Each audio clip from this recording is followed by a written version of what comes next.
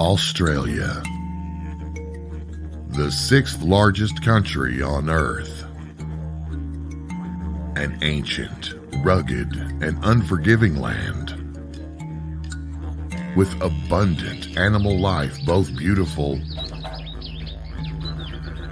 and deadly. Found within its awe-inspiring landscapes and natural beauty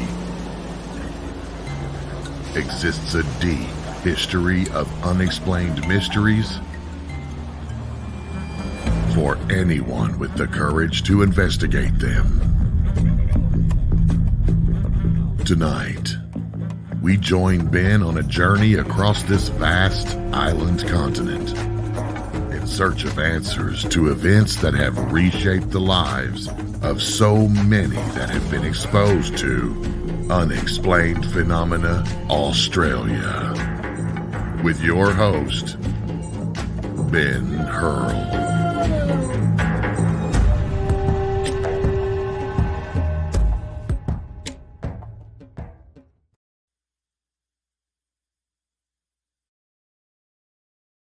Hello everyone, and welcome to another episode of Unexplained Phenomena Australia. Now, I'm due to go up to far north Queensland next week to go to the Cardwell UFO Festival as both the MC and a presenter. So the Cardwell UFO Festival is Australia's only dedicated UFO festival. Other cities and towns around Australia have say, conferences and things like that. But the little town of Cardwell, which is south of Cairns in far north Queensland, about 3 hours south of Cairns, they have a dedicated festival which the whole town comes alive for. And there's things like they have a Saturday night street market and Sunday market. They have what's called the Sea Files, which I'm going to, where we really talk about the UFO phenomenon as it relates to Australia to all the attendees. And they do some tours around the area, looking at paranormal perspective as well in the local area up there. And this is the third time that I'm going up there. So I thought for this week's episode, I'd actually do my presentation just to walk it through, and maybe fine tune it a little bit, see how I go for time, all those sort of things that you like to do when you do a presentation. So what I've decided to talk about up in Cardwell is Australia's strangest UFO encounters. Yes, that's right. There are some very strange and unusual encounters that have occurred here. Now, that's sort of goes across the board that you can say that UFO encounters are strange. But in Australia, I've gone and I've picked out what I think are the most strangest cases that you see that we've had here. And we're going to walk through and have a chat about them tonight. And some of them I've spoken about before, but I'm looking at this as in a different context. So rather than looking at them in great detail, like I've done in previous episodes, I'm going to include them and riff off them around a whole heap of other sort of strange events and bring them in. And if you haven't seen previous episodes, then it'll be a nice little catch up on some of the stuff that I've done previously and some new stuff that you won't have heard before if you're a regular watcher of this podcast. So at the end of the day, the UFO encounter has been going on for a very long time here, and it's a very strange phenomenon. And Australia it seems to be a central part of it around the world. It's it's been here for a very long time. Now, the agenda of why they're here is something that we don't really know. And certainly in all the cases that I'm going to talk about tonight, there is really all the witnesses tend to be pretty baffled by what they've experienced. The sheer strangeness, the terror, the shifting in their world paradigms. So that's what marks a really strange phenomenon, I think, the most, is that the people who've had those experiences, they just don't have any idea generally why them. That's certainly the case. And people ask me all the time, where have UFO encounters occurred? And look, essentially, they've occurred all over this country. Every state in Australia, every territory, including every ocean that surrounds the Australian continent.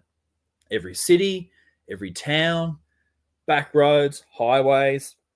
There's nowhere that hasn't been impacted or affected by the appearance at some stage of UFOs. So they are out there. Now, you might not be able to see them every day, but at different times, they certainly do have popped up over the years, sometimes in great number, other years not so much. And within each year that you go through, there are certainly some standout strange cases. You'll find the regular sort of lights in the sky type of experiences that are very common. That sort of probably is a lot of what UFO reports are about. In my time of investigating them, which has been over 13 years now, that's what I've seen majoritively come through.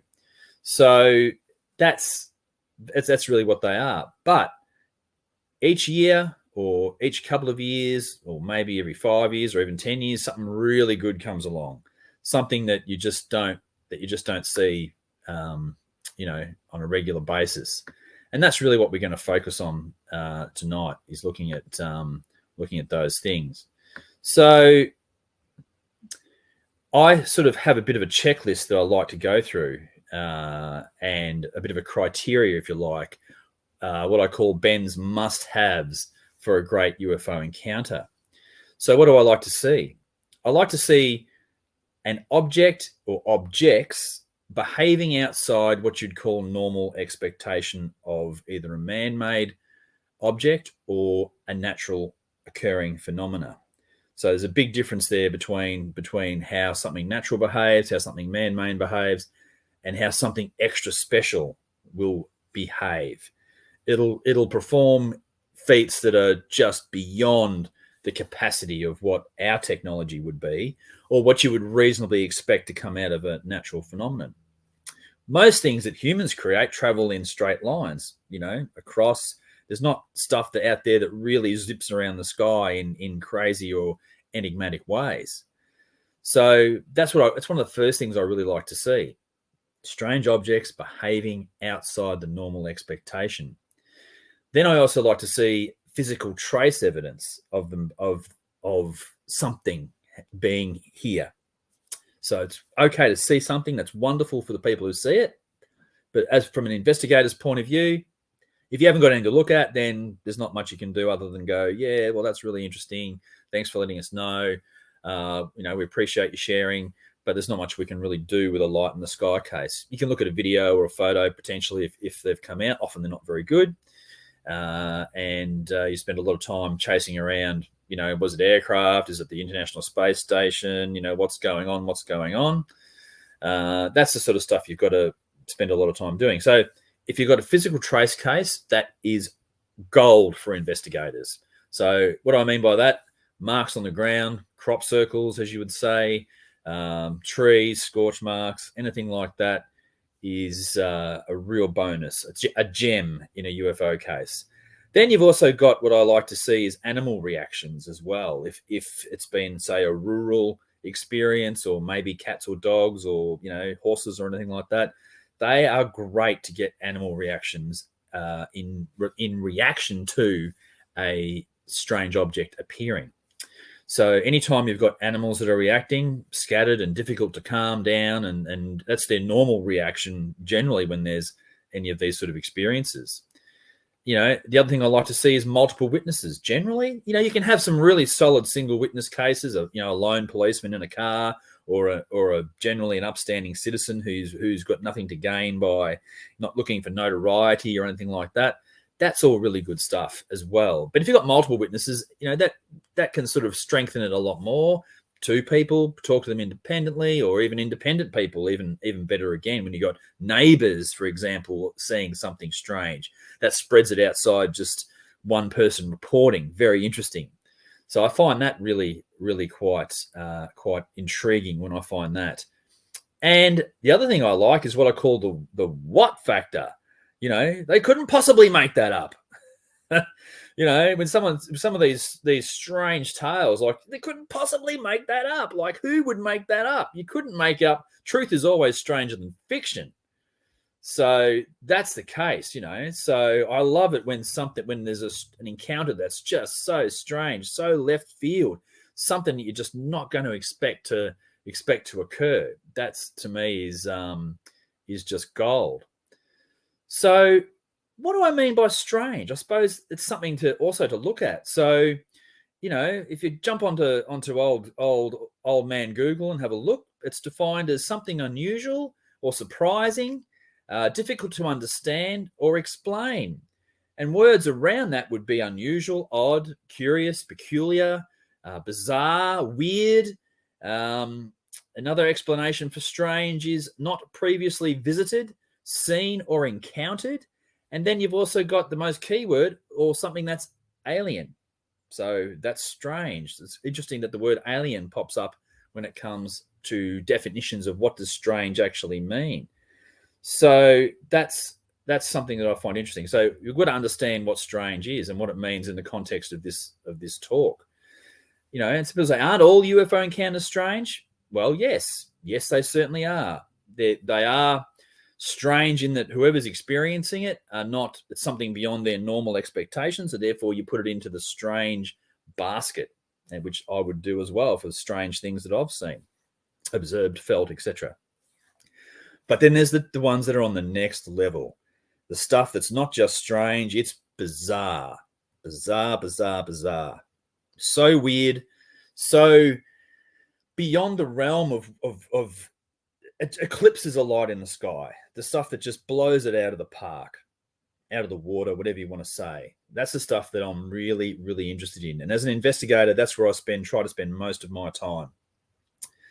Now, most of these cases that I'm going to talk about, you don't tend to get them so much in the modern age. A lot of the historical stuff is just fantastic. It's brilliant stuff that happened in the previous decades. Amazing stuff occurred, but here in Australia in the 21st century, it's been a little bit quieter, and I think that might reflect around the world. But UFOs are a really hot topic now with the congressional hearings that have been on recently. It's on the tip of everybody's tongue now. That they're talking about the potential for biologics and crashed retrievals and all. It's just the stuff of dreams for all of us who've been involved in paranormal for such a long time. It's the stuff of dreams that we're finally reaching this sort of an era. And I'm pinching myself all the time that for all the ridicule and people looking at you funny over the years saying, why are you interested in this stuff? I've always thought of myself as being expansive in the way that I think. The universe is a very big place, and we can't possibly quantify what that means. But when you just think about it logically, it has to be more out there, and it's logical. This should have been something that we've not discussing now. It should have happened a long time ago. And certainly in the past, deep past, that was the case. It was well known, that contact was there. All those types of things would be fantastic. So Australia is definitely the land of the strange. It really is. There's so many strange events that have occurred here. Not just UFOs. You can talk cryptids. You can talk ghosts. You can talk any type of paranormal. But we're focusing on, for the sake of this exercise, we're focusing on UFOs. And we've had many high-level, unique, and terrifying encounters occur across the journey of the Australian UFO experience. And so what we're going to talk about might get a little bit scary. Just, take it easy, pause it if you want. We'll see how we go. But, what I ask you to do with this episode is to just really try to put yourself into the situation that the witnesses were in that we're going to talk about. Just put yourself in their shoes. Try to imagine how you would react to the set of circumstances that we're going to talk about, and if you think about it, it really does haunt your dreams when you look at some of these strange encounters, and if you really do think about them in a serious way, that's definitely the case. So now I did a particular episode on this gentleman a while ago, and his name was Bronte Lloyd. Now I've always found this particular encounter to be something that is definitely stand out, definitely extremely strange in the Australian experience. And I just wanted to sort of, this is in no way a 10 to number one type of a deal, because I don't want to diminish any particular case by giving it a set number, Ben's set number and his crazy way of thinking about, how he'd like to categorize it. That's not what I want to do. I just want to talk about each case. Each one is unique. Each one is brilliant. Each one will blow your mind. And that's all we really need to focus on. So starting with Bronte Lloyd doesn't mean I'm favoring it or, saying it's number 10 and the last one I finished was number 1. Nothing like that. So the strange thing about Bronte Lloyd was that he's a farmer from just north of Adelaide in South Australia, probably about 150, 200 Ks directly north of Adelaide. Just when you start getting up into that flat countryside, there are some hills and things like that out there, but it's just sort of like expansive farmland area. I don't know, think Nebraska, something like that. It's just getting out into the farmlands of rural South Australia. And his encounter was in June 1988. And he didn't, and the town is called Spalding, and he didn't actually live in the town. His farm was about 20 kilometres north of that area off a dirt road. And he had a couple of really high intensity experiences. You can explore the full episode if you want to look at that in great detail. But he was asleep in his bed when the first strange thing actually occurred. And he said that I was lying in bed and it was as though time and space were suddenly suspended. Time and space suddenly suspended. I was aware of a pitch blackness. It's total blackness and freezing cold. Sounds strange enough as it was. He says, I couldn't move and I thought I was having a heart attack.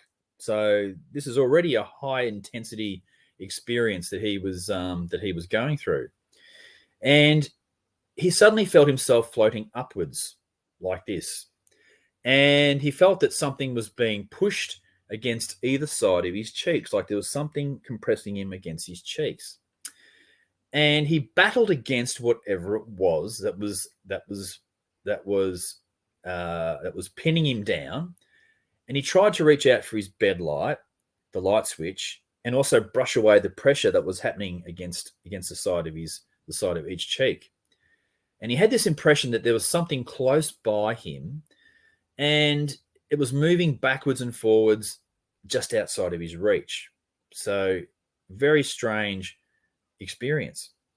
But it got even worse. So that's what he could remember of that encounter, the first experience. And the next morning, he was horrified to see 2 big pinpricks on either side of his face. Here, red pinpricks. Here, when he went to shave in the morning, he saw that each one in the same area had these red dots on the side of each cheek.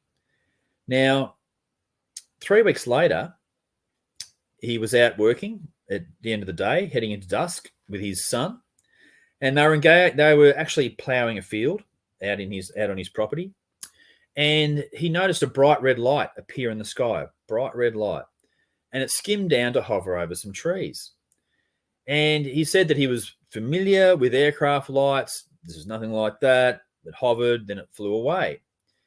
And both him and his son watched it, didn't know what it was, and they weren't that concerned about it, and they both went their separate ways, and Bronte returned to his house. Now, it hadn't been long after he'd got back to his house, and a visitor came calling. And he said the first thing that he noticed was that the dogs went absolutely berserk, farm dogs. They went absolutely crazy. He'd never seen them acting that way before. And so they were acting in a way that he'd never seen out of his dogs, presumably Kelpies or Blue Heelers or Australian farm working dogs, mongrels, whatever they were. They were jumping up in the air and then they were cowering, jumping up in the air and then they were cowering down. And he looked outside and he saw that there was something near the trees outside. So 50 metres from his back door, there was a stand of about 12 big eucalyptus trees, gum trees as we call them here in Australia. And as the dogs, and beneath that, he saw a shiny craft about 4 metres in diameter sitting on the ground. And as the dogs continued to howl outside, Bronte crept closer, and he was aware that he was looking at a flying saucer. It was round, shiny, aluminium colour with struts leading down onto the ground. At this point, he got scared and he fled back into the house. And he went running around trying to find a torch. And he found one, but the batteries were flat. And he attempted to find batteries for it. So he's fluffing around in his house. And his family weren't home. They were in a nearby property. And he called them on the phone, but they were all too scared to come home. So he's left there by himself. So he just slumps into his favorite lounge chair, not really knowing what to do. Now, the next thing that he was aware of was footsteps. And he said that he'd never, ever forget them. He said they were short, close together, and it sounded like someone walking on plastic.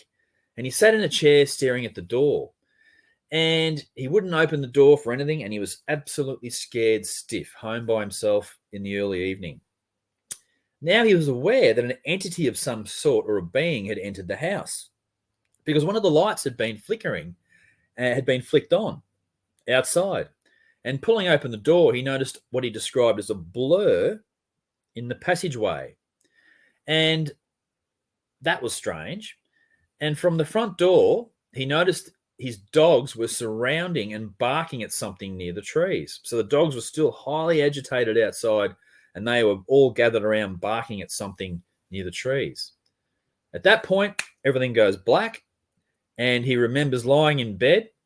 His family were around him, and he'd been in a deep sleep, just a deep, sedated, almost like a coma. Now, they called the police, and a search was conducted around the farm from the local police. And the police report said that there was a landing spot that had been found under the trees. Rain had fallen during the night, but there was no doubt that the ground had been disturbed by something large sitting underneath the clump of trees.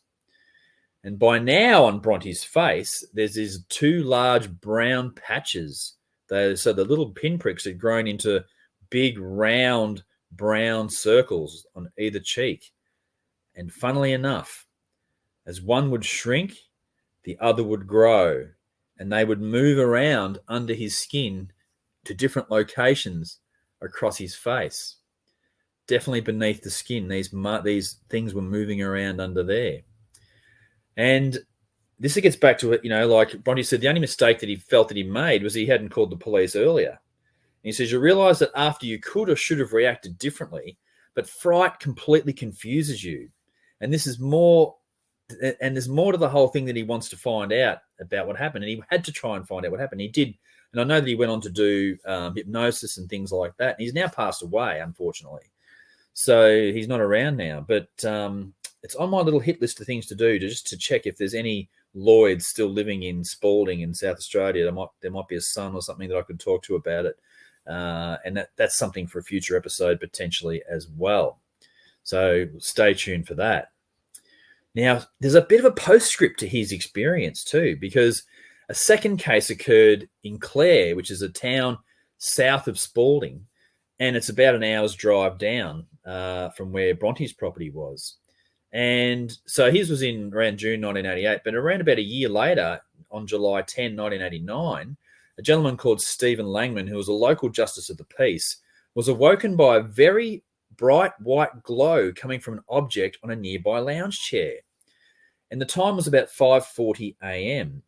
And instead of getting up to look at this light, he lay there and he watched it, and he saw that his feet and those of his wife were actually glowing.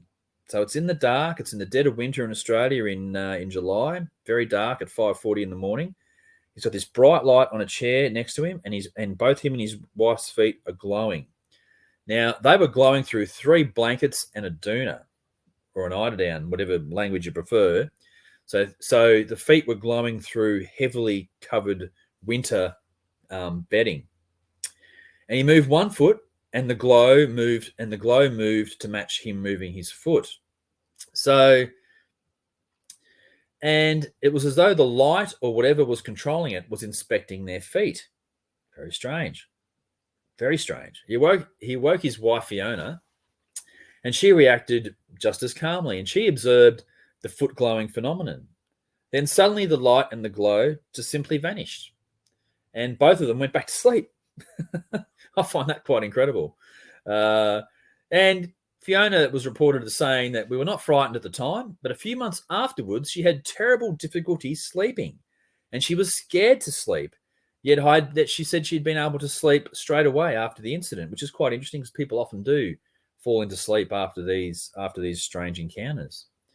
So Bronte Lloyd's case and that one that occurred in the same area, in a similar area, just shows that you've got this history of history in these sort of areas. So another really strange case in Australia is the Kimber case, also in South Australia. They've had their fair share of weird things happen down there, I can tell you.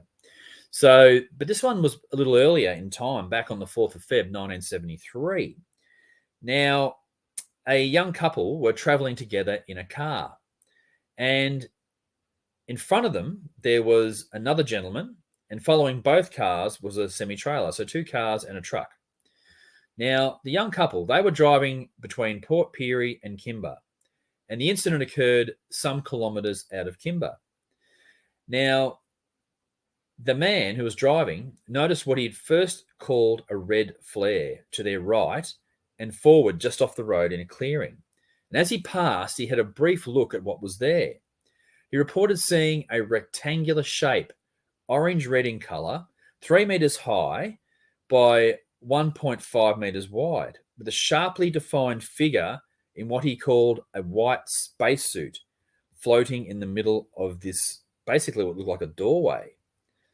Now, the figure looked like an ordinary human being in respect of its shape and its outline, and it appeared to be motionless a metre or so above the ground in this almost what you'd call like a rectangular doorway of bright light. Is this white-suited figure just standing there, not an actual craft, but like a door, like an open doorway standing there. And the figure appeared to be motionless and a metre or so above the ground. And it had a metre of orange colour below it, so this orange glow around it.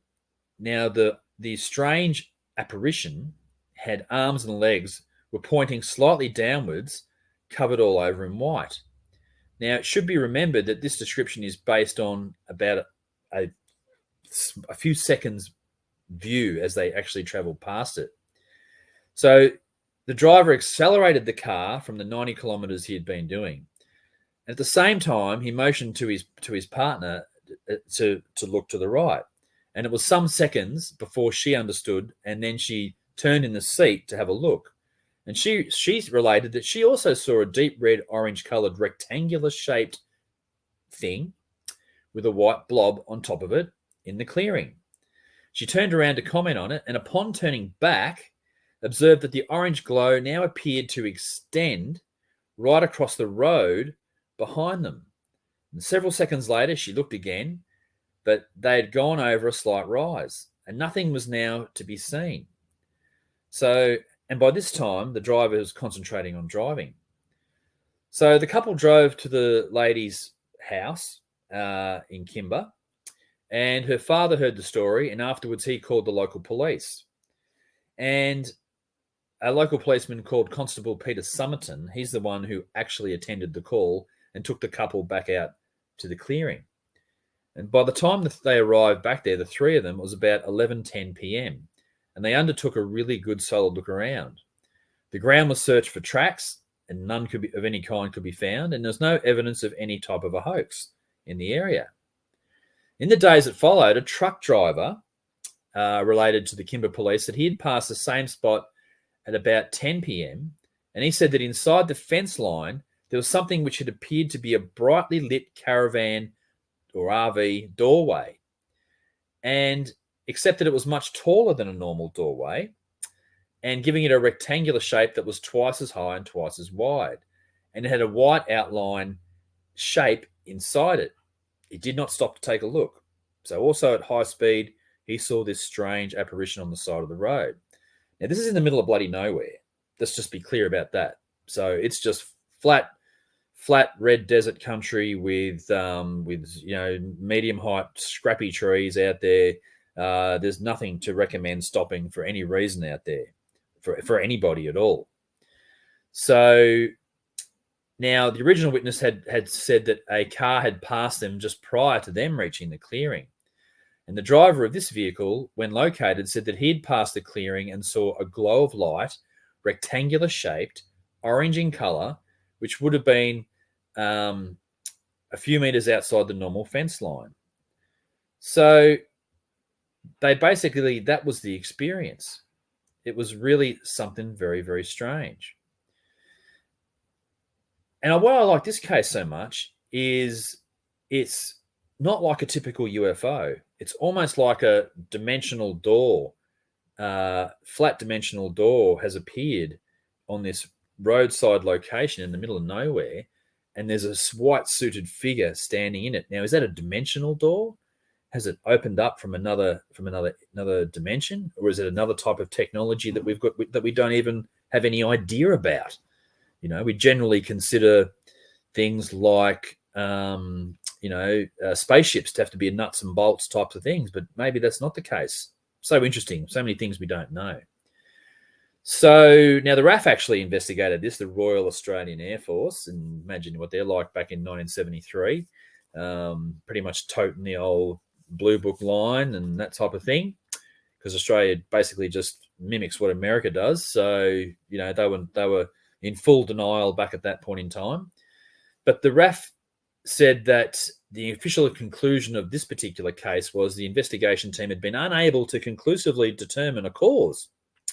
A possible theoretical cause is the sighting of a phenomenon known as ignis fatuus, which is methane gas released from decaying vegetation and spontaneously ignited, or good old-fashioned swamp gas. So that's a very famous explanation for UFOs. We've had it in Australia as well, swamp gas. See what you think of that. So the next case I want to talk about is another really strange case also. And this was in a previous episode as well that I did on Kempsey. But it's kind of the calling card definitive representative case out of all the Kempsey flap back in the 70s, 1971. This case, to me, is the one that stands out the most from all of those reports that came out of Kempsey in New South Wales, so on the Macleay River. So this was a very strange incident indeed, very strange. So on the 8th of April, 1971, a man in a small town just outside of Kempsey, just a little hamlet really, just a smattering of a few streets, nothing much at all, probably no more than about 5 streets and houses sporadically along it, and some along the Macleay River as well. It's a very small little satellite suburb of Kempsey. Now, what had actually happened was on Friday the 2nd of April, a woman had heard glass breaking in the kitchen soon after 10 p.m. and she thought her husband had just simply broken crockery and glassware out there, left to drain on the sink. And she ran into the kitchen in time to see his hips and legs disappearing horizontally through the top half of the window above the sink.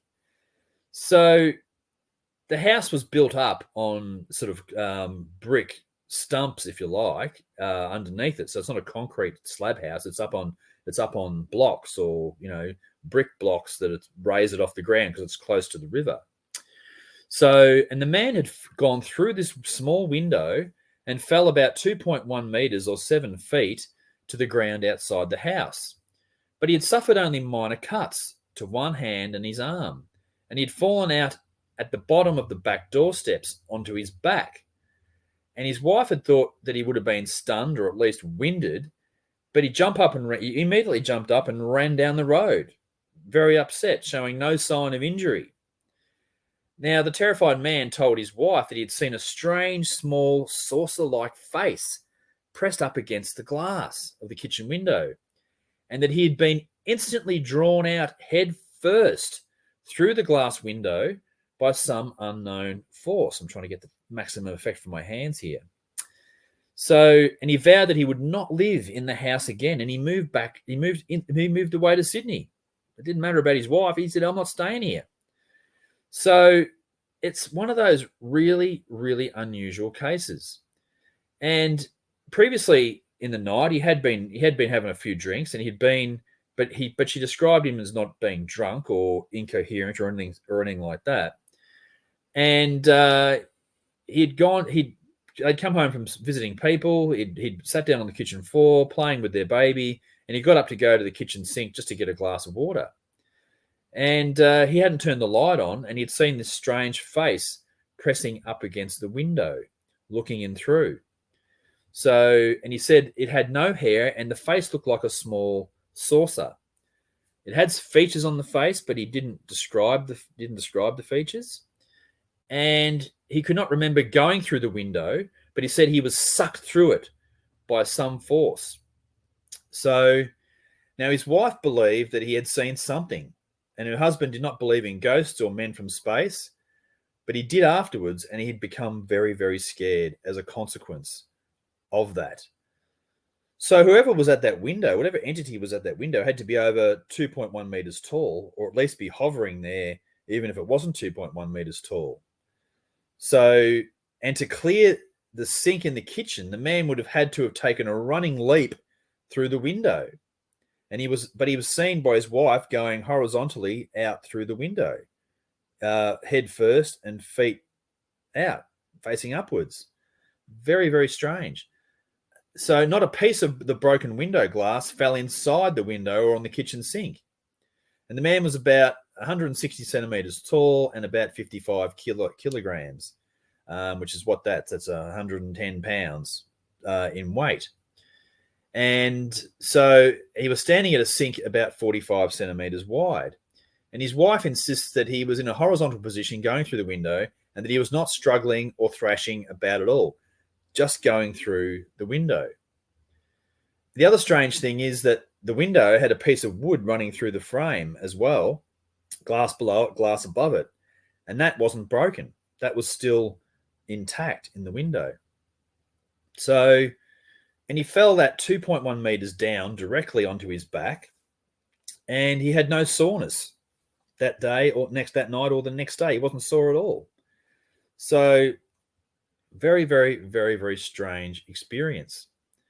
Now, previously, when I'd done the episode, on this particular case as a part of the Kempsey experience, I had tried to find the house, and I didn't have any luck finding the actual property. Small place, 5 or 6 streets, not many houses. I had trouble finding it. But then I found out one key piece of data through another source that I found is that the house was reportedly near the Macleay River. And I thought, okay, just go and look at those houses along the Macleay River. And I found the actual house. So in another episode, when I get all my slides organized again, I'll post up a picture of the actual house today. Still there. Those windows are still the same. That was a little bit of investigative, bit of a tick on that I actually had found the house today. It's still there. And the background is identical to what's in the photos. So it's definitely the place. I've found the house that it occurred in all these years later. So I was pretty happy about that last night when I found it. So the next strange case I want to discuss is a really frightening encounter by a man called Ken Smith. And he lived in Yass in New South Wales. Now, he had a really disturbing experience on June 13, 1993. So, it's still a while ago, but not that long ago, really. And he said that he was not a superstitious sort of person, but he turned out having the most unpleasant day of his life. And he was driving from a little town in New South Wales called Gulgong to another town south of there called Gunning. Australia's got some great town names. And this was at dusk, and he stopped at a place called Blacks Creek to eat sandwiches and drink coffee from his thermos that he had taken with him. And it was dark when he had finished eating his meal on his roadside break. And as he drove on, he noticed that there was something on his glasses obscuring his view of the road. So he took it off, wiped the lenses clean, and that's when the horror for him began in the night. As he sat there on the deserted road, he heard a sound like wire scratching against metal. And then he felt something grip the rear of the car and lift it up. He said, I could not see through the rear window, but something, whatever it was lifting the car's rear 4 times before dropping it back on the road. Now, he backed out of there and drove away as fast as he could. Now, a little further on, he felt this shiver run through him, and he knew instantly that he was being watched. And at that point, the road went into a culvert and swung around to the right. And that's where he saw a bright green object about the size of a fox eye, hovering about 45 centimeters off the road, and he had very bright 150-watt driving lights on his car. And if there'd been anything more than the tiny light, he said he would have seen it easy, but he just saw this small, very bright green light shining, piercing through the night, probably almost like a laser light, this green light. So that real strong, intense, but only small. So, but the only thing visible was this green, bright light shining in the darkness. And as he drove on, it kept moving to the left of his car. And his sense of being watched was really strong, and it persisted with him. Now, he said that he did a lot of spotlighting, and if an animal turns its head, you lose sight of it. But this weird light stayed in view all the time. And he was in very little doubt that it was actually quite close to the car, like it was almost around the car. And he felt enormous relief several kilometers on when the light abruptly vanished. And he'd never been able to shake off the memory of that episode or his conviction that the green light was somehow connected to the lifting and dropping of his car. Very strange experience, pulling up on the side of the road, having a sandwich and a coffee out of your thermos, and then scratching feel, and then the car being lifted up 4 times and dropping it. Be a very frightening, terrifying experience. So now I wanted to find Black Creek, which is what he'd mentioned. And I thought, well, he's driven from Gulgong to Gunning, and surely he just went down the main road. But no, you can never assume that a witness has taken the logical route to anywhere. Because I searched on Google Maps up and down, trying to find this Black Creek. Black Creek, couldn't find it. But I found a place called Black Spring Creek with another word in it. And I looked around on the geography that he had described to see whether I could find anything that matched up. And the way that he had taken off out of this little place, it was like he had driven in the wrong direction. He was not heading the same way back down, because I found the little culvert and I found the road sweeping around to the right, and I found the area where he had actually stopped to have his break.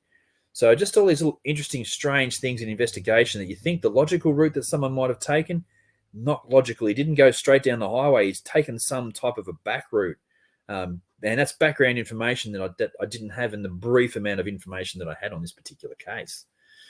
So that's interesting, very interesting. So, and it's quite common in Australia for these type of things to occur. It really, really is very, very common that we have cars being lifted off. And I've done other episodes where I'm pretty sure I've discussed a whole heap of strange cases like that. So another really strange and peculiar, unusual case that I found in Australia is one happened at a place called Ecula, E-C-U-L-A. Very small place in Western Australia, very small, but it's been a center of UFO activity over the years, big time. So this was an older case, 1955. Now, it was about 3 men. One's name was Max Clow, he was 23 at the time. There was Alex Rose, who was 29, and Peter Johnson, who was 25. And they claimed to have witnessed the crash of a craft of unknown origin and encountered its occupant. So the 3 young men were returning from Western Australia to Melbourne, which is a long drive, right? It's like crossing the United States. It's a long drive. And so they were going across to Melbourne, and they had stopped.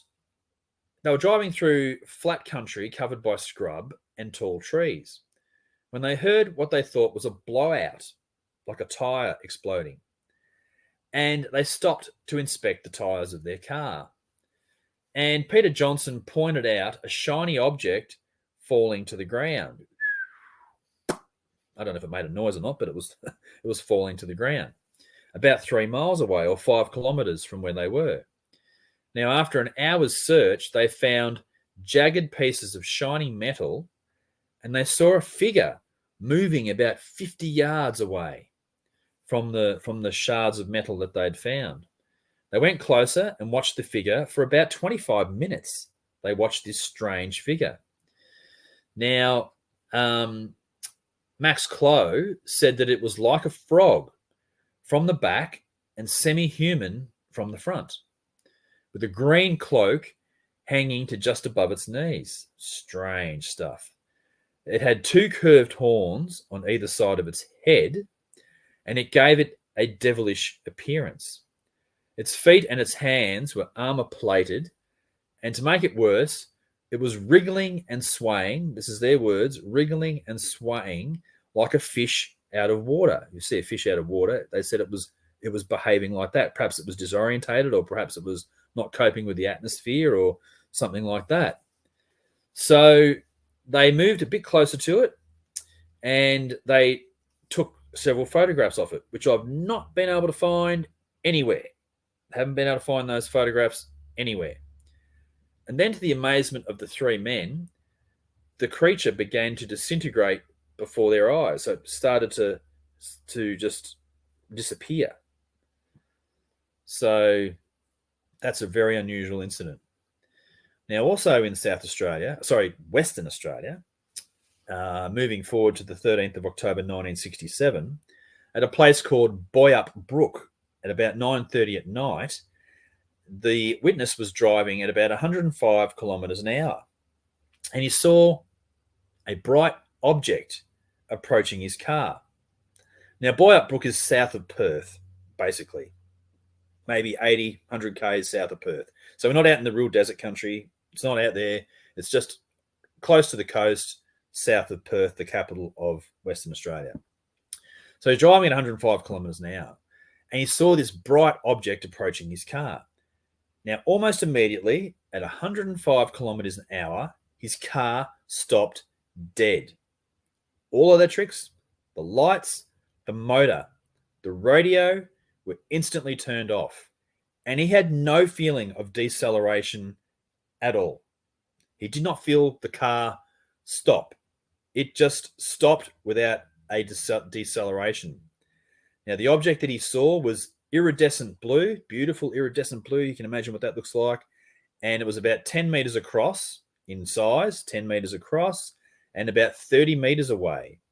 And a tube of light extended from the object to the car across that gap, that 30-meter gap between them. And this bright blue iridescent disc had stopped his car with this beam of light from 105 to just stop with no inertia whatsoever. Very unusual, very unusual.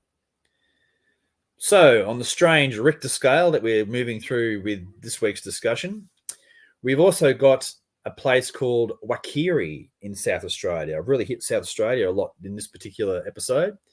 14th of December, 1971, at 11 p.m, two young men were in a parked car when a figure came to their attention.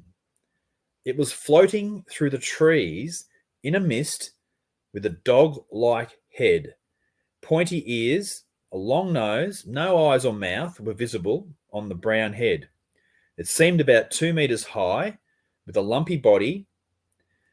Now they moved their car and they saw a half sphere with windows and lights on the ground, which after 15 minutes dissolved away in 10 seconds. Now, isn't that interesting? It didn't take off, didn't zoom away. It just dissolved. So similar to the frog in a cooler, this object dissolved before their eyes. What sort of technology is that? Or what sort of dimensional things are at play? It really is, very, very bizarre stuff.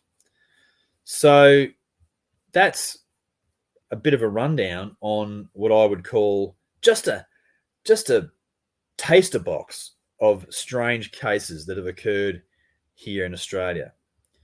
Yeah, so they are not unique cases.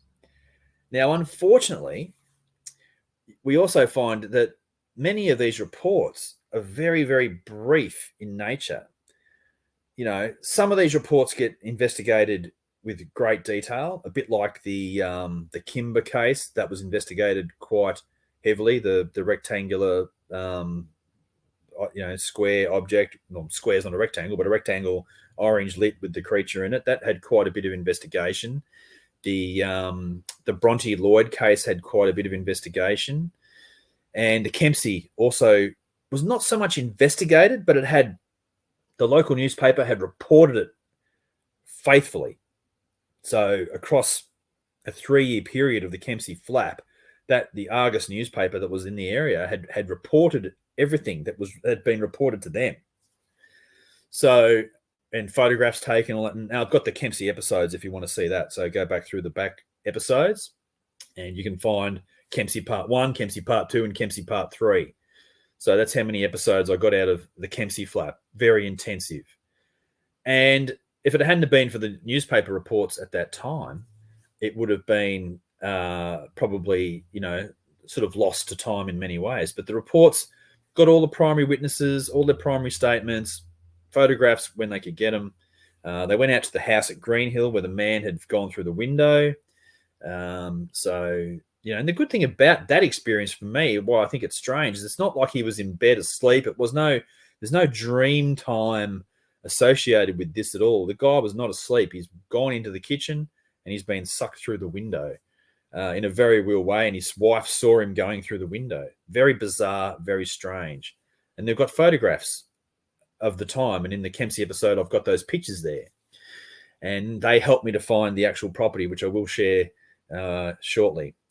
So, yeah, but a lot of these other cases in here, like the Akula frog case and the one where the car gets stopped at 105 kilometers an hour, the floating wolf in the field and the UFO that dissolves, very little information, a paragraph of information on these particular cases. So that's kind of frustrating that that you've got these bizarre cases out there, and this is all I can find through trawling the internet and all my resources and everything. I can only find very little information. And as an investigator, I would love to have had the opportunity to go and look at those cases, talk to the primary witnesses. Where I can, I try to find primary witnesses, particularly if their names are a little unusual. It's very hard to find Smith and Joneses and Johnsons and Thompsons, and they're all hard to find. If you had Alex Thompson as a witness, I mean, there's a billion Alex Thompsons out there, let alone Bill Smiths. So you got to get a surname that's slightly different as a cold case investigator to really justify trying to chase it up. And if it happened 20, 30 years ago, people can be dead. They can have moved on. All sorts of stuff. They don't know where he is. Women are even harder to find. So, I try to be particularly careful about if I'm going to chase up these things. And plus I've got to have the time and all the resources in the world to try and do it. So I'm going to finish today's episode with Australia's strangest case. This one tops them all, in my opinion.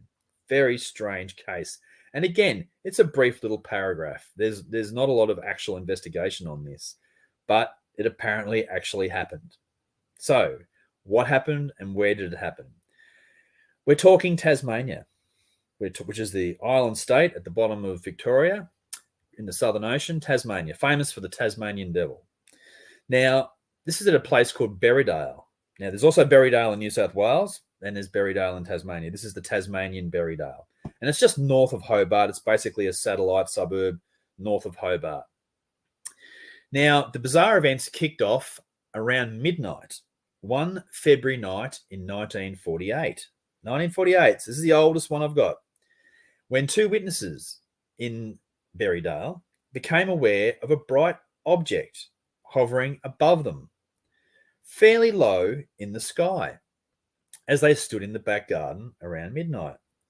Now, perched on the edge of the saucer-shaped object were several small green humanoids standing on this circular object, standing on the edge, looking over the edge, looking down at the witnesses. Now, they seemed to be making an odd singing sound, these little green beings standing on the edge of their craft. Now, the odd singing sound was indicated as being resembling the tune of the children's song, Three Blind Mice, Three Blind Mice. Now, after the childlike entities had finished with this three blind mice type of a singing sound, they sort of almost seem to be mocking the witnesses from their little craft. The aerial enigma, then they all disappeared, and it slowly drifted out of sight to the west, never to be seen again. Now, that's one hell of a strange little case. You've got a low-flying UFO appearing above your head with little green men standing on the side singing Three Blind Mice. That is one strange case. So I hope you've enjoyed this episode. Just wandering through some of the cases I'm going to talk about up in Cardwell, far north Queensland, when I get up there next weekend.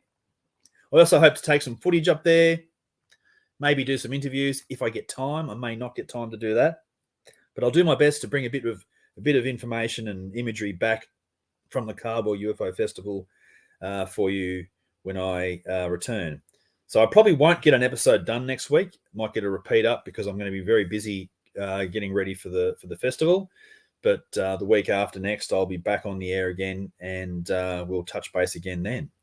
So thank you once again for joining me for another episode of Unexplained Phenomena Australia. Hope you enjoyed it, and have a great evening, and I'll see you again next time. Till then, cheers.